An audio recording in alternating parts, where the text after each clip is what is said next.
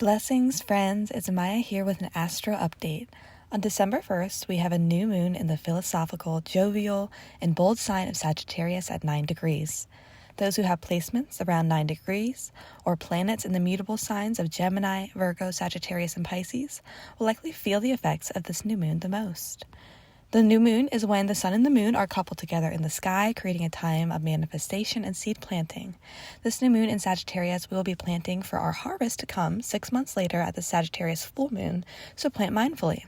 Sagittarius is associated with cultural travel, pilgrimages, life philosophies, belief systems, religion, publishing and teaching, higher learning, and morals. This could be a time to start something new in alignment with one's life philosophies. The ruler of this lunation is Jupiter, the planet of luck, abundance, blessings, and growth. On a positive level, this lunation can be bold, adventurous, intellectual, freedom-loving, and honest. On a challenging level, this lunation can be careless, reckless, irresponsible, and blunt. What is different about this new moon in Sagittarius is that it's a black moon. Its ruler Jupiter opposes Mercury in a mutual reception, all while squaring up to Saturn, creating a T-square in the sky, whilst Mercury is retrograde. Yet at the same time, we have a wonderful grand fire trine happening. So what does all this mean and more? Let's get into it. Firstly, a black moon is when two moons occur in the same month. It emphasizes the new moon's fertility and manifestation energies. Overall, since Mercury, the planet of communication and information, is retrograde, any new beginnings we're undertaking at this time may be subject to some changes.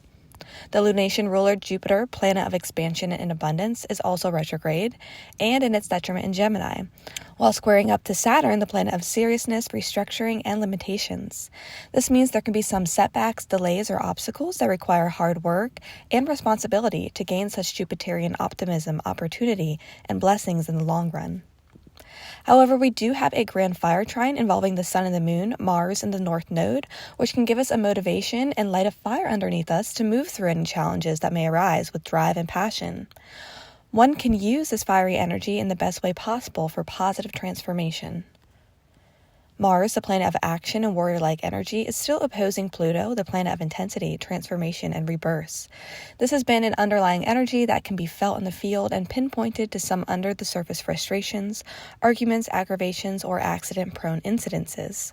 Yet positively, this can be an underlying energy that comes with a deep need for passionate inner transformation through inner tension. We do have Venus, the planet of love, beauty, and relationships, beautifully trining Uranus, the planet of breakthroughs, sudden changes, and eccentricity. This can bring sudden unique solutions to tap into and find harmony and tranquility within a flowing manner. Questions to ask ourselves during this new moon in Sagittarius? What life philosophies can we reflect upon that may need reworking or redoing? How can we navigate and prepare for any setbacks, obstacles, or limitations with a growth abundant mindset?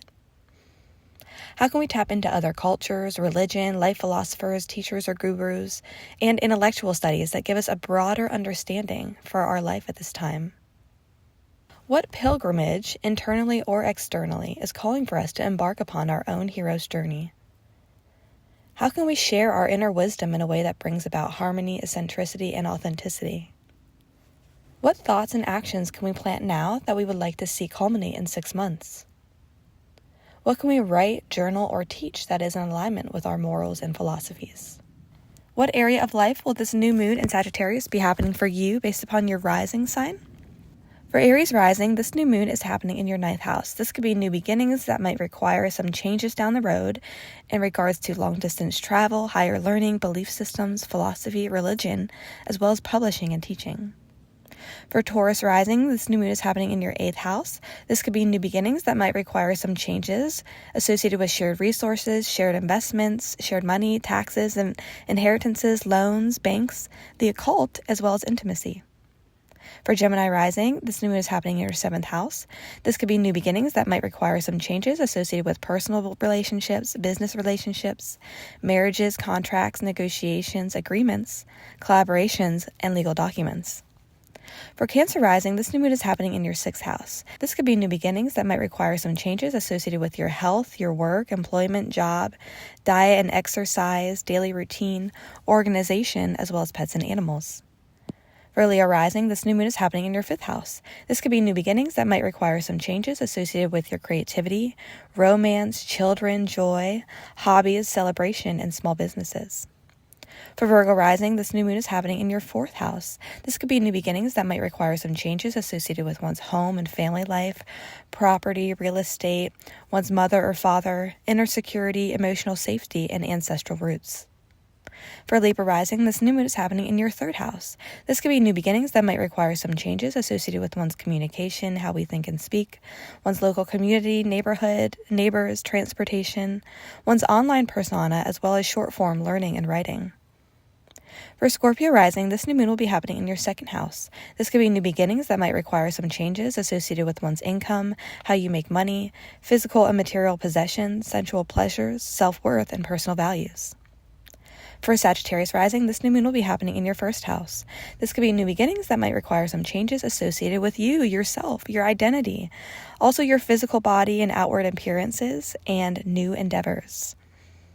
For Capricorn rising, this new moon will be happening in your 12th house. This could be new beginnings that might require some changes associated with the unseen realms, so subconscious work, self-undoings, dreams, mysticism, spirituality.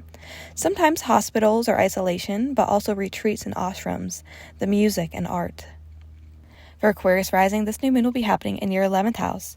This could be new beginnings that might require some changes associated with large groups of people, the online world, friendships, networks, organization, progressive ideas, and future hopes and wishes. And last but not least, for Pisces rising, this new moon will be happening in your 10th house.